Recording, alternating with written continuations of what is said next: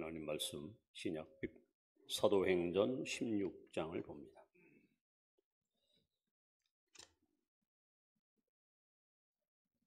사도행전 16장 16절부터 31절까지 교독합니다. 신약 215페이지입니다.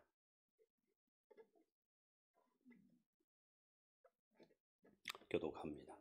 우리가 기도하는 곳에 가다가 점치는 귀신 들린 여종 하나를 만나니 점으로 그 주인들에게 큰 이익을 주는 자라.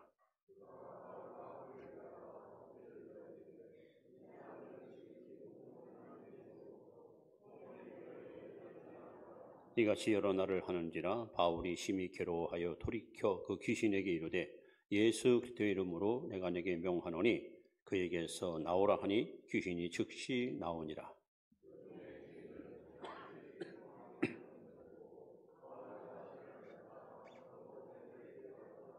상관들 앞에 데리고 와서 말하되 이 사람들이 유대인인데 우리 성을 심히 요란하게 하여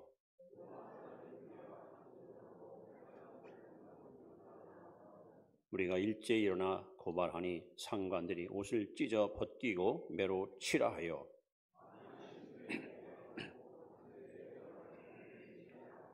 그가 이러한 명령을 받아 그들을 깊은 옥에 가두고 그 발을 착고에 든든히 채웠더니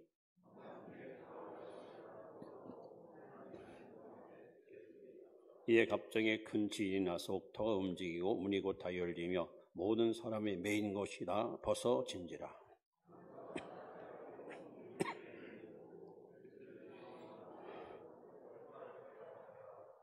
바울이 크게 소리를 이르되 네게 몸을 상하지 말라. 우리가 다 여기 있노라 하니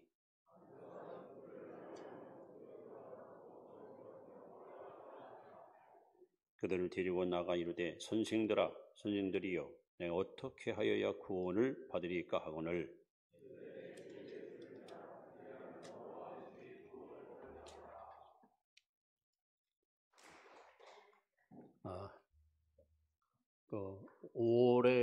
올해 신랑 신부 될 예비 신랑 신부가 여기 반가운 옷으로 왔는데요. 우리 대만 지광서 선생님 둘째 아들 우리 지성찬 군과 신부될 또 김지원 양이 왔는데 잠깐 우리 일어나서 인사만 해요. 박수로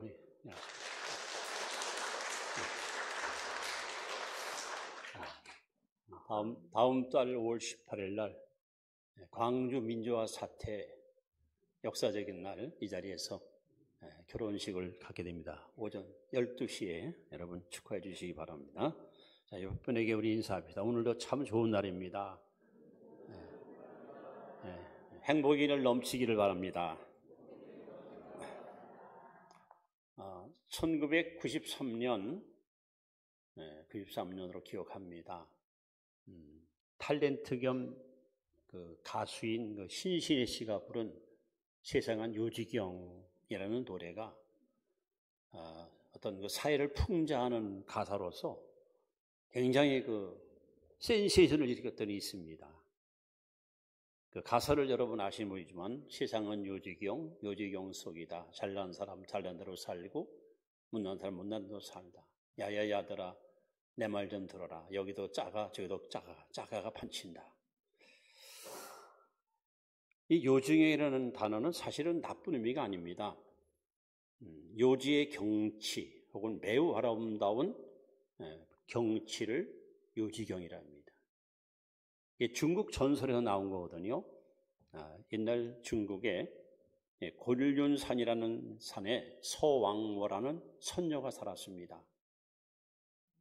그래서 그가 살고 있던 곳에 요지라는 호수가 있는데 너무 맑고 깨끗하고 아름답습니다. 그래서 이 선녀가 소위 그 호숫가에 신도를 초청해서 자주 잔치를 벌였다고 합니다. 그래서 상당히 아름답고 매력적인 이런 의미로 사실은 요지경이라는 단어가 나왔는데 이것이 세대가 바뀌면서 사람들은 신기하고 희한한 것이 많은 묘한 세상을 비유할 때 이 단어를 쓰고 있습니다. 그런데 알쏭달쏭하고 복잡하고 뭔가 뭔지 이해할 수 없을 때 요지경 세상이다 이렇게 표현하거든요. 제가 그 목회를 하면서 주례를 참 많이 섰습니다. 근데 서울 영등포 어느 예식장에서 주례 쓸 때에 일단 신부 대기실 찾아가서 신부랑 이제 사진도 찍고 걱정하지 말고 오늘 편하게 예식에 참여하라고 이제 권면도 해주는데 그 친구들이 10명이 거기 대기실에 들어왔습니다. 다 결혼한 유부녀예요. 한 사람은 아이를 하나 업고 하나 또 손에 잡고 그래도 들어오더니 그 신부한테 그러더라고요. 너 오늘 첫날부터 신랑 확 잡아. 너 잡히면 평생 고생해. 오늘 저녁부터 확실히 잡아라. 아주 그냥 살벌하게 세뇌교육을 시키더라고요. 참 요지경 세상입니다. 이 사도행전 16장 우리가 읽은 본문 말씀은요, 사도 바울이 2차 선교 여행을 유럽으로 갑니다. 그 유럽의 마게도니아의 첫 도성인 빌립보에 가서 소위 이제 최초로 열매를 맺는 사건이 일어나는데 이 빌립보에 일어나고 있는 사건을 보면요, 진짜 요지경 세상입니다. 다양한 군상, 다양한 계층 사람들이 여기 생존하고 있는데 어쩌면 이것이 우리가 살고 있는 오늘의 우리의 모습이 아닌가. 본문 볼 때마다 많은 깨달음을 얻게 됩니다. 그래서 오늘 본문에 등장하는 요지경 세상에 속한 사람들 몇 사람을 소개하면서 나는 과연 어느 분리에 속해 있는 사람인가? 여러분의 자신의 영적 실체를 한번 확인해 보는 그런 복된 시간 될 수 있기를 바랍니다. 자, 먼저 첫 번째 빌립보에 등장하는 첫 번째 인물입니다. 16절에 등장하는 이름입니다. 자, 한번 다시 읽을까요? 우리가 기도하는 곳에 가다가 점치는 귀신 들린 여종 하나를 만나니 점으로 그 주인들에게 큰 이익을 주는 자라. 이 첫 번째, 귀신에게 붙잡힌 여종이 등장합니다. 불쌍하지요? 여러분, 사람은 영적인 존재입니다. 그 영의 세계는 하나님의 영, 거룩한 영, 진리 영과 마귀의 영, 악한 영, 더러운 영과 사람의 영, 세 가지 영이 공존합니다. 데살로니가서 5장 23절에 보시면 사람을 이렇게 표현합니다. 너의 영과 혼과 몸이 거룩하게 보존되길 원한다. 이게 보면 소위 삼분설, 사람을 셋으로 비유해서 사람은 영과 혼과 몸으로 지어졌다. 여러분, 몸을 지배하는 것이 혼이고 혼을 지배하는 것이 영입니다. 그래서 영이 지배하면은 결국 질서 있는 인생을 살아요. 그런데 문제는 우리의 영을 누가 지배하느냐, 누가 장악하느냐에 따라서 이 사람의 운명이 불행으로 갈 수도 있고 행복으로 갈 수 있습니다. 그런데 오늘 본문에 등장하는 한 여인은 귀신이 이 여인을 잡고 있어요. 그의 인격과 그의 모든 언어와 그의 모든 삶 자체가 귀신의 도구로 전락된 가장 비천하고 불행한 여인의 모습을 여기서 볼 수 있습니다. 특히 복음서에 보시면 예수님께서 수많은 귀신을 쫓아냈는데 가장 많이 등장하는 이름이 두 가지입니다. 하나는 더러운 귀신, 또 하나는 악한 귀신. 이 더럽다는 말은 생리적으로 덥다는 뜻이 아닙니다. 수치를 모르는, 부끄를 모르는. 여러분, 이 더러운 귀신 사람에게 들어가면 수치를 모르고 살아요. 부끄를 모르고 살아요. 죄를 지면서도 양심의 가책을 못 느껴요. 뻔뻔스러워요. 당당해요. 내가 무슨 죄 졌나? 나보다 더한 사람도 많은데. 또 악한 귀신. 모든 전쟁, 살인, 간강, 혹은 방화, 이 배후에는 악한 영들이 사람들을 충동시켜서 이러한 불행을 끊임없이 조장하고 있습니다. 지금도 많은 사람들이 귀신에게 붙잡혀서 귀신이 끄는 대로 불행한 인생길을 걸어가는 안타까운 사람들이 있습니다. 이렇게 귀신에게 붙잡힌 사람이 첫 번째 등장합니다. 두 번째 등장하는 인물이 또 있습니다. 이번엔 19절 말씀입니다. 자, 19절 말씀을 같이 봅니다. 여종의 주인들은 자기 수익의 소망에 끌어온 것을 보고 바울과 실레를 붙잡아 장터로 관리들에게 끌어갔다가, 여기 보면은 물질, 즉 돈에 붙잡힌 주인들이 있습니다. 주인이야 주인들이에요. 그러니까 이 여자를 앞세워가지고 돈을 긁어 모는 거예요. 불쌍한 여를 이용해 먹는 거예요. 이들은 윤리도 없습니다. 도덕도 없습니다. 인권도 없습니다. 불행한 여자를 앞세워서 그냥 복채를 많이 뜯어가지고 부를 축적하는, 부정한 방법으로 부를 긁어먹는, 그야말로 돈에 아주 환장한 사람들, 돈에 완전히 미친 사람들. 지금도 이 땅에 돈에 붙잡혀 사는 사람들이 얼마나 많습니까? 자나깨나 온통 머릿속에 돈밖에는 아무것도 없어요. 문제는 정직하게 땀 흘려 벌면은 얼마나 여러분 아름답습니까? 그러나 이 주인처럼 상대방을 이용해서 그 사람의 인권과 그 사람의 재물을 착취하는 흡혈리와 같은, 거머리와 같은, 개미와 같은 이런 인생이 문제입니다. 디모데전서 6장 10절에 보시면 돈을 사람이 일만하게 뿌리가 된다 그랬어요. 사람이 범하는 1만 가지 죄 중에 그 뿌리가 뭐냐? 돈을 사랑할 때 여러분 모든 불행이 찾아옵니다. 우리는 돈을 벌어서 가치 있게 써야 됩니다. 다만 돈을 사랑할 때, 숭배할 때, 만본주의로 전락할 때 돈이 우상이 되면은 그때 불행이 반드시 찾아옵니다. 예수님은 성경에 부자 얘기를 많이 하셨습니다. 특히 누가복음 12장에 보시면 한 부자가 농사를 졌는데 너무 농사가 잘 됐어요. 소출이 풍부한 거예요. 종들을 불러가지고 야, 창고 증축해. 이거 줘봐. 종들은 이해가 안 됩니다. 이 큰 창고를 더 크게 지라니. 그러나 주인의 명령에 따라서 창고를 다 증축했습니다. 그리고 곡식을 끄드렸습니다. 주인의 말이 맞았습니다. 창고 안에 곡식이 넘치도록 채워집니다. 이 주인은 창고를 돌아보면서 흐뭇한 미소를 짓고 방에 들어와 침상에 누워서 쾌제를 부릅니다. 그리고 스스로 독백합니다. 내 영혼아, 여러 해 쓸 곡식이 가득 쌓여있으니 평안히 먹고 즐기자 하고 행복을 노래하는데 하나님이 찾아오셨습니다. 어리석은 자여, 오늘 밤 내 영혼을 도로 가져가려니 여기 쌓아둔 것이 네 것이 되겠느냐 했어요. 어리석은 바보가 누굽니까? 자기를 위해서는 재물을 쌓아놨어요. 하나님 향해서는 아무것도 드린 것이 없어요. 여러분, 이 땅에 우리 일단 뭘 갖고 왔습니까? 우리는 그야말로 공술에 공수고 인생이에요. 빈손 왔다 빈손 가는 거예요. 예수님께서 누가복음 9장 23절에 아무든지 나를 따라오려거든 날마다 자기를 부인하고. 뭘 부인하라고요? 자기를 부인하래. 특히 주인의식을 부인해야 돼요. 내 인생의 주인은 내가 아닙니다. 왜 사람들이 자행자지합니까? 왜 멋대로 삽니까? 내 인생은 내 거라는 거예요.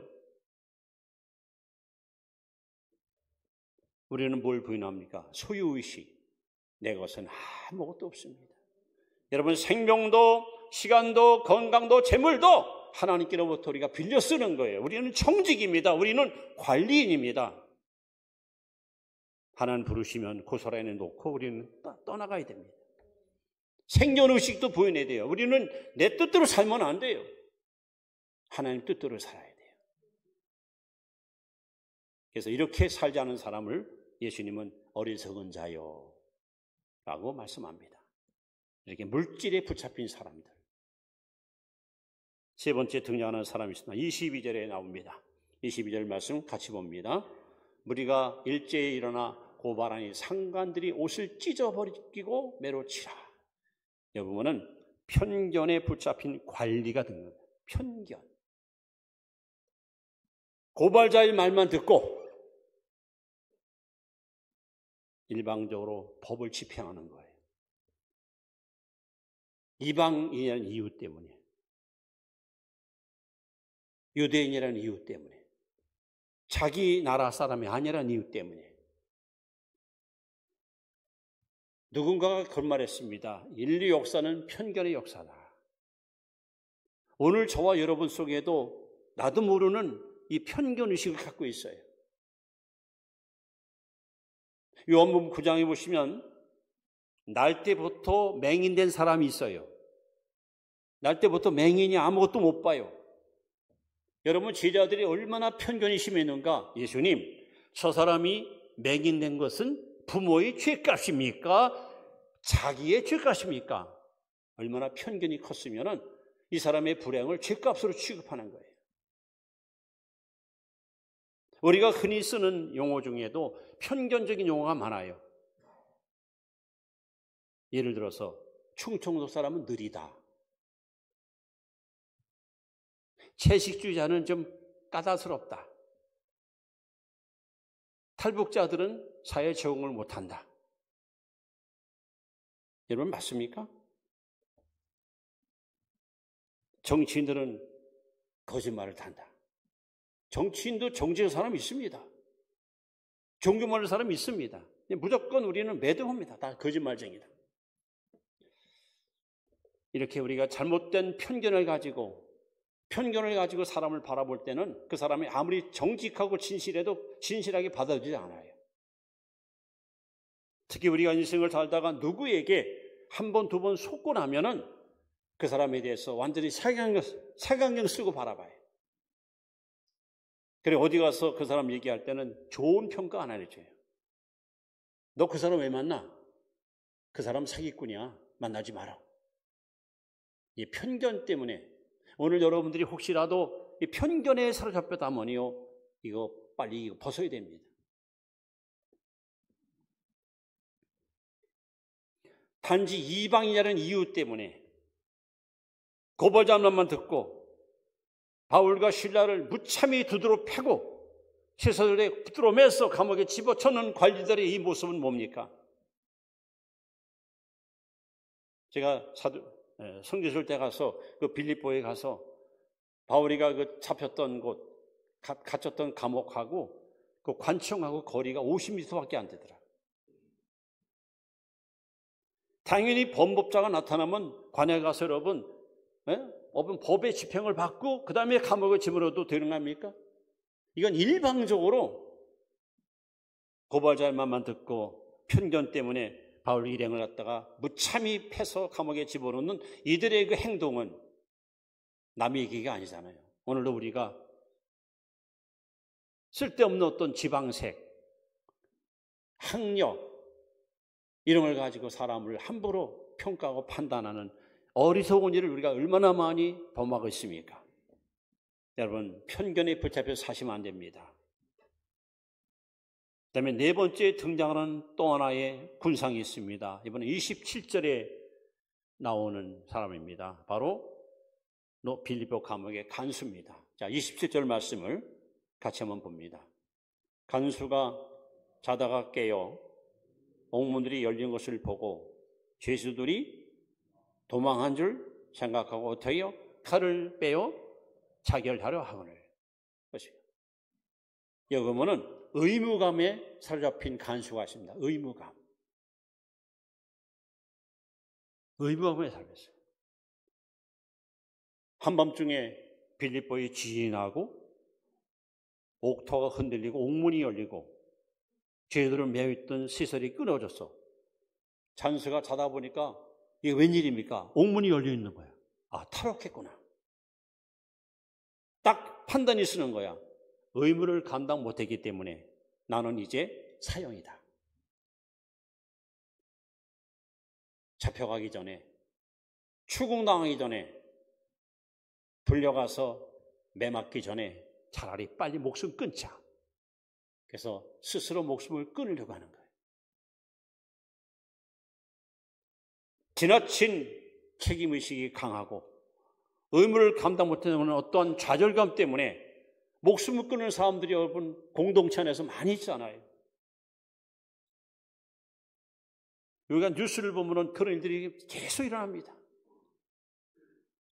어느 회사의 직원이, 어느 공무원이, 어느 공동체에 속한 어떤 사람이 책임 추궁이 싫어가지고 스스로 목숨을 끊고 운명을 달리하는 부끄러운 일들, 이런 일들이 얼마나 많이 일어나고 있습니까? 오늘 여러분들이 어떤 일을 시도함에 있어서 그 일을 완성하지 못하고 그 일을 수행하지 못했을 때 책임 추궁 당할까 봐, 사람 앞에 갈려서 무시당할까 봐 스스로 목숨을 끊고 나는 결백하다 하고 자기를 입증하기 위해서 그런 엉뚱한 생각을 갖고 있는 사람도 없지 않아 있습니다. 여러분, 지나친 의무감에 사로잡혀서 너무 완벽하게 뭐든지 추구하려는 그런 어리석은 생각은 여러분 우리에게 더 큰 피곤과 상처만 안겨줄 수 있습니다. 이번에는 앞으로 와서 15절 말씀 봅니다. 구원의 감격에 붙잡힌 루디아입니다. 같이 읽습니다. 그와 그 집이 다 세례를 받고 우리에게 청하여 이르되 만일 나를 주 믿는 자로 알거든 내 집에 들어와 유하라 하고 강론하여 머물게 하니라. 이 내용은 그렇습니다. 사도 바울이 안디옥 교회에서 선교사로 파송을 받아서 1차 선교 여행을 성공하고 돌아왔어요. 와서 선교 보고를 했습니다.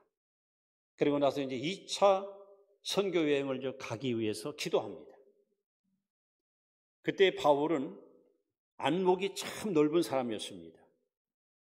그 살고 있는 다소는 항구 도시였고 정세의 흐름과 역사의 흐름을 꿰찾고 있는 사람이 바울이었어요. 그 당시 유럽 쪽에는 소위 그 해적들이 막 난무했고 해상에서 끊임없는 약탈과 방화와 살인이 있었습니다. 반면에 아시아 쪽은 불교, 유교, 이 종교가 굉장히 보급돼 가지고 사람들이 종교심이 농후했던 시절입니다. 이게 바울이가 판단할 때 이왕이면은 종교심이 강한 아시아 쪽이라서 선교하면은 훨씬 더 효과 있겠다. 그래서 아시아 쪽으로 가려고 하는데 성령이 막는 거예요. 그래서 이상하다. 왜 하나님이 못 가게 하실까? 그래서 트로이에서 기도를 합니다. 기도하는데 환상이 보입니다. 한 여자가 나타나서 마게도냐로 와서 우리를 도와주시오. 바로 그 기도했던 여자가 바로 루디아입니다. 저는 이 한 여자의 기도가 세계 역사의 운명을 바꾼 거예요. 바울의 발걸음을 유럽으로 끌어들인 여자가 바로 루디아입니다. 그래서 영국의 유명한 역사학자인 토이미 박사가 한 말이 있어요.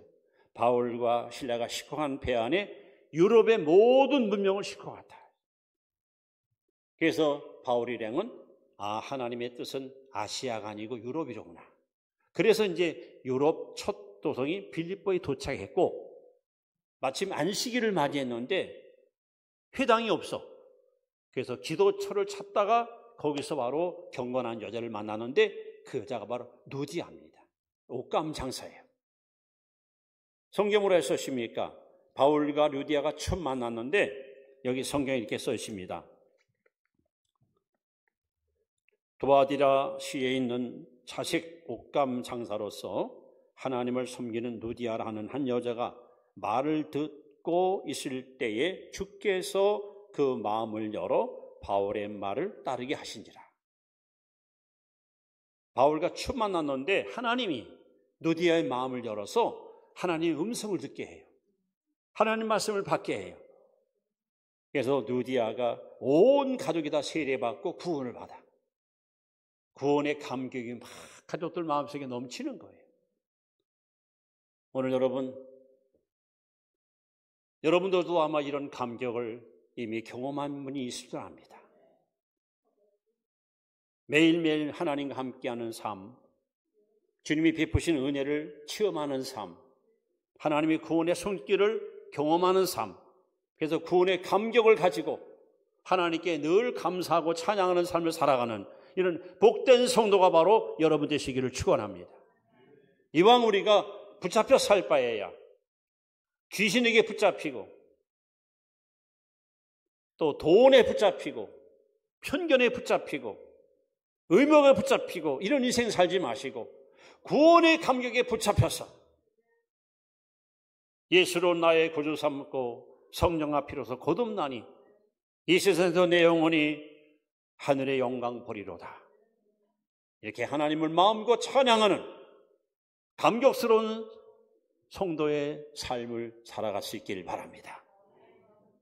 그러나 우리가 정말 붙잡혀야 될 진짜 주인공 하나를 마지막 소개합니다. 바로 하나님께 붙잡힌 바울입니다.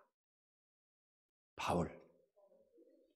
여러분 빌립보서 3장 13절 말씀을 바울의 고백입니다. 같이 읽습니다. 시작. 형제들아 나는 아직 내가 잡은 줄로 여기지 아니하고 오직 한 일, 즉 뒤에 있는 것을 잊어버리고 앞에 있는 것을 잡으려고. 사도 바울은 한마디로 하나님께 붙잡혀 살았어요. 하나님께 붙잡힌 사람들에게는 부인할 수 없는 증거가 나타납니다. 증거. 구체적으로 어떻게 나타나는가? 첫째, 성령께 이끌려 삽니다. 성령께 완전히 지배를 당하고 삽니다. 여러분 사도행전에 보시면 6절에 이렇게 써집니다. 성령이 아시아에서 말씀을 전하게 하지 못하게 하시거늘. 보세요. 성령께서 바울의 입을 다 막아주셔요. 조용히 있어. 또 7절에 보시면 예수의 영이 허락하지 아니하시는지라. 이제 어떤 장소로 옮기는데 성령이 못 가게 막아요. 사도 바울은 이게 철두철미하게 일거수일투족 성령께서 이끄시는 대로 성령께서 인도하는 대로 한 걸음 한 걸음 순종하고 가는 거예요. 여러분 일생 동안 성령께 붙잡혀 사시기 바랍니다. 갈라디아 5장 16절에도 너희는 성령을 따라 행하라. 또 하나님께 붙잡힌 사람이 나타나는 또 하나의 특징이 뭐냐? 바로 기도에 붙잡혀요. 기도. 우리가 읽은 16절에 보시면 우리가 기도하는 곳에 가다가